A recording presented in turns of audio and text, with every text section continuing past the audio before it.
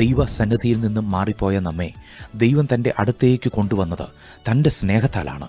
നമ്മുടെ മത്സരവും അനുസരണക്കേടുമെല്ലാം ദൈവം ക്ഷമിച്ചു തന്നത് തൻ്റെ സ്നേഹത്തിലൂടെയാണ്. സ്നേഹമെന്ന ചരടുകളാലാണ് ദൈവം നമ്മെ ബന്ധിച്ചിരിക്കുന്നത്. നമുക്ക് വേണ്ടി ആ ദൈവസ്നേഹം കാത്തിരിക്കുകയാണ്. നാം എപ്പോൾ അവിടെ വരും എന്ന് നോക്കി നമ്മെ സൽക്കരിക്കുവാൻ കാത്തിരിക്കുന്ന ദൈവസ്നേഹം, നമ്മെ തൻ്റെ സ്വന്തം മക്കളാക്കുന്ന ദൈവസ്നേഹത്തെ നാം പുറം തള്ളരുത്. നമ്മുടെ ശിക്ഷയും നാം അർഹിക്കുന്ന മരണവും നാം സ്വീകരിക്കേണ്ട ന്യായവിധിയും ദൈവം ഏറ്റെടുത്തു. ആ ദൈവസ്നേഹം നാം സ്വീകരിക്കുകയും മറ്റുള്ളവർക്ക് അതിനെ പകരുകയും ചെയ്യണം. കാൺമീൻ, നാം ദൈവമക്കൾ എന്ന് വിളിക്കപ്പെടുവാൻ പിതാവ് നമുക്ക് എത്ര വലിയ സ്നേഹം നൽകിയിരിക്കുന്നു. അങ്ങനെ തന്നെ നാം ആകുന്നു. പ്രിയമുള്ളവരെ, നാം അന്യോന്യം സ്നേഹിക്കാം. സ്നേഹം ദൈവത്തിൽ നിന്ന് വരുന്നു. സ്നേഹിക്കുന്നവനെല്ലാം ദൈവത്തിൽ നിന്ന് ജനിച്ചിരിക്കുന്നു, ദൈവത്തെ അറിയുകയും ചെയ്യുന്നു. സ്നേഹിക്കാത്തവൻ ദൈവത്തെ അറിഞ്ഞിട്ടില്ല. ദൈവം സ്നേഹം തന്നെ.